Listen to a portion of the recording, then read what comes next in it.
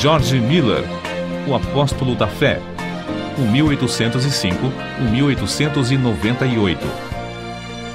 Pela fé Abel, pela fé Noé, pela fé Abraão. Assim é que o Espírito Santo conta as incríveis proezas que Deus fez por intermédio dos homens que ousavam confiar unicamente nele. Foi no século XIX que Deus acrescentou o seguinte a essa lista. Pela fé, George Miller levantou orfanatos, alimentou milhares de órfãos, pregou a milhões de ouvintes em redor do globo e ganhou multidões de almas para Cristo. George Miller nasceu em 1805 de pais que não conheciam a Deus. Com a idade de 10 anos, foi enviado a uma universidade a fim de preparar-se para pregar o Evangelho. Não, porém, com o alvo de servir a Deus, mas para ter uma vida cômoda. Gastou esses primeiros anos de estudo nos mais desenfreados vícios, chegando, certa vez, a ser preso por 24 dias. Jorge, uma vez solto, esforçava-se nos estudos, levantando-se às 4 horas da manhã e estudando o dia inteiro até às 10 da noite. Tudo isso, porém, ele fazia para alcançar uma vida descansada de pregador. Aos 20 anos de idade, contudo, houve uma completa transformação na vida desse moço. Assistiu a um culto onde os crentes, de joelhos, pediam que Deus fizesse cair sua bênção sobre a reunião. Nunca se esqueceu desse culto, pois viu, pela primeira vez, crentes orando ajoelhados. Ficou tão profundamente comovido com o ambiente espiritual que passou a buscar também a presença de Deus, costume esse que não abandonou durante o resto da vida. Foi nesses dias, depois de sentir-se chamado para ser missionário, que se hospedou durante 2 meses no famoso orfanato de A.H. Frank. Apesar de esse fervoroso servo de Deus, o Sr. Frank, ter morrido quase 100 anos antes, em 1727, o seu orfanato continuava a funcionar com as mesmas regras de confiar inteiramente em Deus para todo o sustento. Mais ou menos ao mesmo tempo em que George Miller hospedou-se no orfanato um certo dentista, o Sr. Graves. Ele havia abandonado suas atividades, que lhe rendiam um salário de $7.500 por ano, a fim de ser missionário na Pérsia, confiando só nas promessas de Deus para suprir todo o seu sustento. Foi assim que George Miller, o novo pregador, recebeu nessa visita a inspiração que o levou mais tarde a fundar seu orfanato sobre os mesmos princípios. Logo depois de abandonar sua vida de vícios para andar com Deus, chegou a reconhecer o erro, mais ou menos universal, de ler muito acerca da Bíblia e quase nada da Bíblia. Esse livro tornou-se a fonte de toda a sua inspiração e o segredo do seu maravilhoso crescimento espiritual. Ele mesmo escreveu: "O Senhor me ajudou a abandonar os comentários e a usar a simples leitura da Palavra de Deus como meditação. O resultado foi que, quando a primeira noite fechei a porta do meu quarto para orar e meditar sobre as Escrituras, aprendi mais em poucas horas do que antes durante alguns meses. A maior diferença, porém, foi que recebi, assim, força verdadeira para a minha alma." Antes de falecer, disse que lera a Bíblia inteira cerca de 200 vezes. 100 vezes o fez estando de joelhos. Quando estava ainda no seminário, após os cultos domésticos realizados à noite com os outros alunos, frequentemente continuava orando até a meia-noite. De manhã, ao acordar, chamava-os de novo para a oração às 6 horas. Certo pregador, pouco tempo antes da morte de George Miller, perguntou-lhe se orava muito. A resposta foi esta: "Algumas horas todos os dias, e ainda vivo no espírito de oração. Oro enquanto ando, enquanto deitado e quando me levanto. Estou constantemente recebendo respostas. Uma vez persuadido de que certa coisa é justa, continuo a orar até receber. Nunca deixo de orar. Milhares de almas têm sido salvas em resposta às minhas orações. Espero encontrar dezenas de milhares delas no céu. O grande ponto é nunca cansar de orar antes de receber a resposta. Tenho orado 52 anos, diariamente, por 2 homens, filhos de um amigo da minha mocidade. Não são ainda convertidos, porém, espero que o venham a ser. Como pode ser de outra forma? Há promessas inabaláveis de Deus e sobre elas eu descanso." Não muito antes de seu casamento, não se sentia bem com o costume de receber salário fixo, preferindo confiar em Deus em vez de confiar nas promessas dos irmãos. Deu sobre isso as 3 seguintes razões. Primeira, um salário significa uma importância designada, geralmente adquirida do aluguel dos bancos. Mas a vontade de Deus não é alugar bancos. Tiago, capítulo 2, versículos 1 ao 6. Segunda, o preço fixo de um assento na igreja, às vezes, é pesado demais para alguns filhos de Deus, e não quero colocar o menor obstáculo no caminho do progresso espiritual da igreja. Terceira, toda a ideia de alugar os assentos e ter salário torna-se tropeço para o pregador, levando-o a trabalhar mais pelo dinheiro do que por razões espirituais. George Miller achava quase impossível ajuntar e guardar dinheiro para qualquer imprevisto e não ir direto a Deus. Dizia que assim o crente confia no dinheiro em caixa em vez de confiar em Deus. Um mês depois de seu casamento, colocou uma caixa no salão de cultos e anunciou que podiam deitar lá as ofertas para o seu sustento e que, daí em diante, não pediria mais nada, nem a seus amados irmãos, porque, como ele disse, sem me aperceber, tenho sido levado a confiar em braços de carne, mas o melhor é ir diretamente ao Senhor. O primeiro ano findou com um grande triunfo, e George Miller disse aos irmãos que, apesar da pouca fé ao começar, o Senhor tinha ricamente suprido todas as suas necessidades materiais. E ainda mais importante, tinha-lhe concedido o privilégio de ser um instrumento na sua obra. O ano seguinte foi, porém, de grande provação, porque muitas vezes não lhe restava nem um shilling. E George Miller acrescentava que, no momento próprio, a sua fé sempre foi recompensada com a chegada de dinheiro ou alimentos. Certo dia, quando só restavam 8 shillings, Miller pediu ao Senhor que lhe desse dinheiro. Esperou muitas horas sem qualquer resposta. Então, chegou uma senhora e perguntou: "O irmão precisa de dinheiro?" Isso foi para ele uma grande prova de fé. Entretanto, o pastor respondeu: "Minha irmã, eu disse aos irmãos, quando abandonei meu salário, que só informaria ao Senhor a respeito das minhas necessidades. Mas", respondeu a senhora, "ele me disse que eu lhe desse isto." E colocou 42 shillings na mão do pregador. Outra vez, Miller e sua família passaram 3 dias sem ter dinheiro em casa e foram fortemente assaltados pelo diabo com a ideia de que haviam errado em aceitar a doutrina de fé nesse sentido. Quando, porém, voltou ao seu quarto, achou 40 shillings que uma irmã deixara. Ele acrescentou então: "Assim triunfou o Senhor e nossa fé foi fortalecida." Antes de findar o ano, acharam-se de novo inteiramente sem dinheiro, num dia em que tinham de pagar o aluguel. Pediram a Deus e o dinheiro foi enviado. Nessa ocasião, George Miller fez para si a seguinte regra, da qual nunca mais se desviou: "Não nos endividaremos, porque achamos que tal coisa não é bíblica." Romanos capítulo 13, versículo 8. E assim, não teremos contas a pagar. Somente compraremos o que pudermos, tendo o dinheiro em mãos. Assim sempre saberemos quanto realmente possuímos e quanto temos o direito de gastar. Deus, assim, gradualmente treinava o novo pregador a confiar nas suas promessas. Estava tão certo da fidelidade das promessas da Bíblia que não se desviou, durante os longos anos da sua obra no orfanato, da resolução de não pedir ao próximo e de não se endividar. Um outro segredo que o levou a alcançar tão grande bênção de confiar em Deus foi a sua resolução de usar o dinheiro que recebia somente para o fim a que fora destinado. Essa regra ele nunca infringiu, nem para tomar emprestado, apesar de se ter achado milhares de vezes face a face com as maiores necessidades. Nesses dias, quando começou a provar as promessas de Deus, ficou comovido pelo estado dos órfãos e pobres crianças que encontrava nas ruas. Reuniu algumas dessas crianças para comer consigo às 8 horas da manhã e, a seguir, durante 1h30, ensinava-lhes as Escrituras. A obra aumentou rapidamente. Quanto mais crescia o número para comer, tanto mais recebia para alimentá-las, até se achar cuidando de 30 a 40 menores.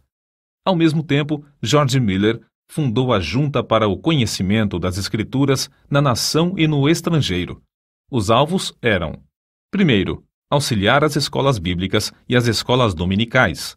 Segundo, espalhar as Escrituras. Terceiro, aumentar a obra missionária. Tudo foi feito com a mesma resolução de não se endividar, mas sempre pedir a Deus, em secreto, todo o necessário. Certa noite, quando lia a Bíblia, ficou profundamente impressionado com as palavras: abre bem a tua boca e ta encherei. Salmos, capítulo 81, versículo 10. Foi levado a aplicar essas palavras ao orfanato, sendo-lhe dada a fé de pedir 1.000 libras ao Senhor. Também pediu que Deus levantasse irmãos com qualificação para cuidar das crianças. Desde aquele momento, esse texto bíblico serviu-lhe como lema, e a promessa se tornou em poder que determinou todo o curso da sua vida. Deus não demorou muito a dar a sua aprovação de alugar uma casa para os órfãos. Foi apenas 2 dias depois de começar a pedir que ele escreveu no seu diário: hoje recebi o primeiro shilling para a Casa dos Órfãos. 4 dias depois, foi recebida a primeira contribuição de móveis, um guarda-roupa. Além disso, uma irmã ofereceu seus serviços para cuidar dos órfãos. Naquele dia, George Miller escreveu que estava alegre no Senhor e confiante em que ele ia completar tudo. No dia seguinte, George Miller recebeu uma carta com estas palavras: oferecemo-nos para o serviço do orfanato se o irmão achar que temos as qualificações. Oferecemos também todos os móveis, etc., que o Senhor nos tem dado. Faremos tudo isso sem qualquer salário, crendo que, se for a vontade do Senhor usar-nos, Ele suprirá todas as nossas necessidades. Desde aquele dia, nunca faltaram no orfanato auxiliares alegres e devotados, apesar de a obra aumentar mais depressa do que George Miller esperava. 3 meses depois, finalmente conseguiu alugar uma grande casa e anunciou a data da inauguração do orfanato para o sexo feminino. No dia da inauguração, porém, ficou desapontado. Nenhuma órfã foi recebida. Somente depois de chegar à casa é que se lembrou de que não as tinha pedido. Naquela noite humilhou-se, rogando a Deus o que anelava. Ganhou a vitória de novo, pois veio uma órfã no dia seguinte. 42 pediram entrada antes de findar o mês, sendo que já havia 26 no orfanato. Durante o ano, houve grandes e repetidas provas de fé.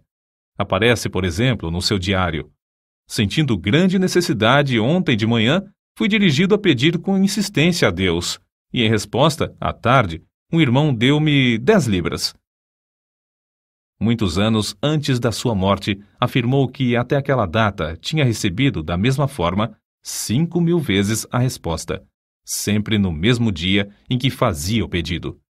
Era seu costume, e recomendava também aos irmãos, manter um livro onde, numa página, assentava seu pedido com a data em que fora feito, e no lado oposto, a data em que recebera a resposta. Dessa maneira, foi levado a desejar respostas concretas aos seus pedidos, sem que houvesse dúvida acerca dessas respostas. Com o aumento do orfanato e do serviço de pastorear os 400 membros de sua igreja, George Miller achou-se demasiadamente ocupado para orar. Foi nesse mesmo tempo que chegou a reconhecer que o crente podia fazer mais em 4 horas, depois de uma em oração, do que em 5 sem oração. Essa regra ele a observou fielmente durante 60 anos. Quando alugou a segunda casa para os órfãos do sexo masculino, disse: ao orar, estava lembrado de que pedia a Deus o que parecia impossível receber dos irmãos, mas que não era demasiado para o Senhor conceder. Ele orava com 90 pessoas sentadas às mesas. Senhor, olha para as necessidades de teu servo. Essa foi uma oração a que Deus abundantemente respondeu. Antes de morrer, testificou que, pela fé, alimentava 2.000 órfãos, sendo que nenhuma refeição se fez com atraso de mais de 30 minutos. Muitas pessoas perguntavam a George Miller como ele conseguia saber a vontade de Deus, pois não fazia nada sem primeiro ter a certeza de que era da vontade do Senhor. Ele respondia: Procuro manter o coração em tal estado que ele não tenha qualquer vontade própria no caso. De 10 problemas, já temos a solução de 9, quando conseguimos ter um coração entregue para fazer a vontade do Senhor, seja essa qual for. Quando chegamos verdadeiramente a tal ponto, estamos quase sempre perto de saber qual é a sua vontade. Tenho o coração entregue para fazer a vontade do Senhor. Não deixo o resultado ao mero sentimento ou a uma simples impressão. Se o faço, fico sujeito a grandes enganos. Procuro a vontade do Espírito de Deus por meio da sua palavra. É essencial que o Espírito e a palavra acompanhem um ao outro. Se eu olhar para o Espírito sem a palavra, fico sujeito também a grandes ilusões. Depois, considero as circunstâncias providenciais. Essas, ao lado da palavra de Deus e do seu Espírito, indicam claramente a sua vontade. Peço a Deus em oração que me revele a sua própria vontade. Assim, depois de orar a Deus, estudar a palavra e refletir, chego à melhor resolução deliberada que posso com a minha capacidade e conhecimento. Se eu continuar a sentir paz, no caso, depois de 2 ou 3 petições mais, sigo conforme essa direção.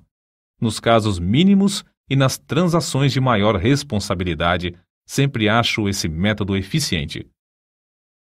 George Miller, 3 anos antes da sua morte, escreveu: Não me lembro em toda a minha vida de crente, num período de 69 anos, de que eu jamais buscasse, sinceramente e com paciência, saber a vontade de Deus pelo ensinamento do Espírito Santo por intermédio da palavra de Deus, e que não fosse guiado certo. Se me faltava, porém, sinceridade de coração e pureza perante Deus, ou se eu não olhava para Deus com paciência pela direção, ou se eu preferia o conselho do próximo ao da palavra do Deus vivo, então errava gravemente. Grifo do autor. Sua confiança no pai dos órfãos era tal que nenhuma só vez recusou-se a aceitar crianças no orfanato. Quando lhe perguntavam por que assumira o encargo do orfanato, respondia que não fora apenas para alimentar os órfãos material e espiritualmente, mas o primeiro objetivo básico do orfanato era, afirmava, e ainda é, que Deus seja magnificado pelo fato de que os órfãos, sob os meus cuidados, foram e estão sendo supridos de todo o necessário, somente por oração e fé, sem que eu, nem meus companheiros de trabalho, precisemos pedir ao próximo. Por isso mesmo se pode ver que Deus continua fiel e ainda responde às nossas orações. Em resposta a muitos que queriam saber como o crente pode adquirir tão grande fé, deu as seguintes regras.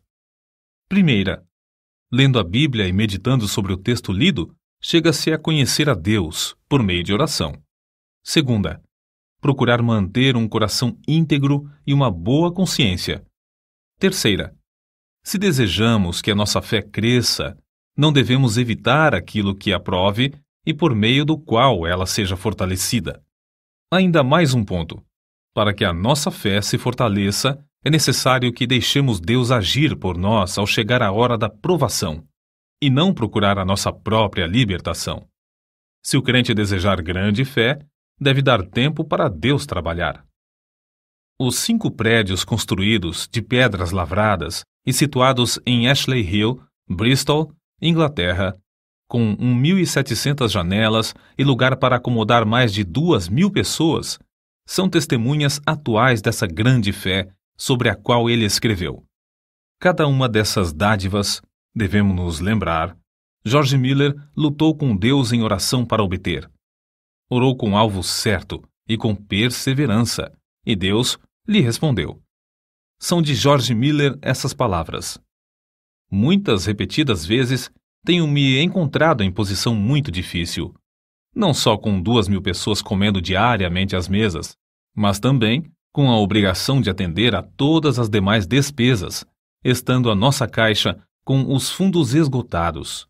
Havia ainda 189 missionários para sustentar, cerca de 100 colégios com mais ou menos 9.000 alunos, além de 4 milhões de tratados para distribuir, tudo sob nossa responsabilidade, sem que houvesse dinheiro em caixa para as despesas. Certa vez o Dr. A. T. Pierson foi hóspede de George Miller no seu orfanato. Uma noite, depois que todos se deitaram, George Miller o chamou para orar, dizendo que não havia coisa alguma em casa para comer. O Dr. Pierson quis lembrar-lhe que o comércio estava fechado, mas George Miller bem sabia disso. Depois da oração, deitaram-se, dormiram e, ao amanhecer, a alimentação já estava suprida e em abundância para 2.000 crianças. Nem o Dr. Pierson, nem George Miller chegaram a saber como a alimentação foi suprida. A história foi contada naquela manhã ao Sr. Simon Short, sob a promessa de guardá-la em segredo até o dia da morte do benfeitor. O Senhor despertara essa pessoa do sono à noite e mandara que levasse alimentos suficientes para suprir o orfanato durante 1 mês. E isso sem a pessoa saber coisa alguma da oração de George Miller e do Dr. Pierson. Com a idade de 69 anos, George Miller iniciou suas viagens, nas quais pregou centenas de vezes em 42 nações, a mais de 3 milhões de pessoas. Recebeu, em resposta às suas orações, tudo de Deus para pagar as grandes despesas. Mais tarde, ele escreveu: "Digo com razão, creio que eu não fui dirigido a nenhum lugar onde não houvesse prova evidente de que o Senhor me mandara para lá." Ele não fez essas viagens com o plano de solicitar dinheiro para a junta, não recebeu o suficiente nem para as despesas de 12 horas da junta. Segundo as suas palavras, o alvo era que eu pudesse, por minha experiência e conhecimento das coisas divinas, comunicar uma bênção aos crentes, e que eu pudesse pregar o Evangelho aos que não conheciam ao Senhor. Assim escreveu ele sobre um problema espiritual particular. "Sinto constantemente a minha necessidade. Nada posso fazer sozinho sem cair nas garras de Satanás. O orgulho, a incredulidade ou outros pecados me levariam à ruína. Sozinho não permaneço firme um momento. Que nenhum ouvinte pense que, devido à minha dedicação, eu não me possa inchar ou me orgulhar, ou que eu não possa descrer de Deus." O estimado evangelista Carlos Ingles contou a respeito de George Miller. "Quando vim pela primeira vez à América, faz 31 anos, o comandante do navio era devoto tal que jamais conheci. Quando nos aproximamos da Terra Nova, ele me disse: 'Sr. Ingles, a última vez que passei aqui, há 5 semanas, aconteceu uma coisa tão extraordinária que foi a causa de uma transformação de toda a minha vida de crente. Até aquele tempo, eu era um crente comum. Havia a bordo um homem de Deus, o Sr. George Miller, de Bristol. Eu tinha passado 22 horas sem me afastar da ponte de comando, nem por um momento, quando fui assustado por alguém que me tocou no ombro. Era o Sr. George Miller. Houve então entre nós o seguinte diálogo: 'Comandante', disse o Sr. Miller, 'vim dizer-lhe que tenho de estar em Quebec no sábado à tarde.' Era quarta-feira. 'Impossível', respondi. 'Pois bem, se seu navio não pode levar-me, Deus achará outro meio de transporte. Durante 57 anos nunca deixei de estar no lugar à hora em que me achava comprometido. Teria muito prazer em ajudá-lo, mas o que posso fazer? Não há meios. Vamos aqui dentro para orar', sugeriu Miller. Olhei para aquele homem e disse a mim mesmo: de qual casa de doidos escapou este? Nunca eu ouvira alguém falar desse modo. Sr. Miller, veja como é espessa essa neblina. Não, respondeu ele. Os meus olhos não estão na neblina, mas no Deus vivo que governa todas as circunstâncias da minha vida. O Sr. Miller caiu de joelhos e orou da forma mais simples possível. Eu pensei, é uma oração como a de uma criança de 8 ou 9 anos. Foi mais ou menos assim que ele orou. Ó Senhor, se for da tua vontade, retira esta neblina dentro de 5 minutos. Sabes como me comprometi a estar em Quebec no sábado. Creio ser isto a tua vontade. Quando findou, eu queria orar também, mas o Sr. Miller pôs a sua mão no meu ombro e pediu que não o fizesse, dizendo: Comandante, primeiro, o senhor não crê que Deus faça isso, e, em segundo lugar, eu creio que ele já o fez. Não há, pois, qualquer necessidade de o senhor orar nesse sentido. Conheço, comandante, o meu senhor há 57 anos, e não há dia em que eu não tenha audiência com ele. Levante-se, por favor. Abra a porta e verá que a neblina já desapareceu. Levantei-me, olhei, e a neblina havia desaparecido. No sábado à tarde, George Miller estava em Quebec. Para ajudá-lo a levar a carga dos orfanatos e apropriar-se das promessas de Deus em oração, lado a lado com ele, George Miller tinha consigo, havia quase 40 anos, uma esposa sempre fiel. Quando ela faleceu, milhares de pessoas assistiram ao seu enterro, das quais cerca de 1.200 eram órfãs. Ele mesmo, fortalecido pelo Senhor, conforme confessou, dirigiu os cultos fúnebres no templo e no cemitério. Com a idade de 90 anos, pregou o sermão fúnebre da segunda esposa, como fizera na morte da primeira. Uma pessoa que assistiu a esse enterro assim se expressou. Tive o privilégio, sexta-feira, de assistir ao enterro da Sra. Miller e presenciar um culto simples, que foi, talvez pelas suas peculiaridades, o único na história do mundo. Um venerável patriarca preside o culto do início ao fim. Com a idade de 90 anos, permanece ainda cheio daquela grande fé que o tem habilitado a alcançar tanto e que o tem sustentado em emergência, problemas e trabalhos de uma longa vida. No ano de 1898, com a idade de 93 anos, na última noite antes de partir para estar com Cristo, sem mostrar sinal de enfraquecimento das forças físicas, deitou-se como de costume. Na manhã do dia seguinte, foi chamado, na expressão usada por um amigo pessoal. O querido ancião Miller desapareceu de nosso meio para o lar, quando o mestre abriu a porta e o chamou ternamente, dizendo: "Vem." Os jornais publicaram, meio século depois da sua morte, a seguinte notícia: o orfanato de George Miller, em Bristol, permanece como uma das maravilhas do mundo. Desde a sua fundação, em 1836, a cifra que Deus tem concedido, unicamente em resposta às orações, sobe a mais de 20 milhões de dólares, e o número de órfãos ascende a 19.935. Apesar de os vidros de cerca de 400 janelas terem sido partidos recentemente por bombas durante a Segunda Guerra Mundial, nenhuma criança e nenhum auxiliar foi ferido.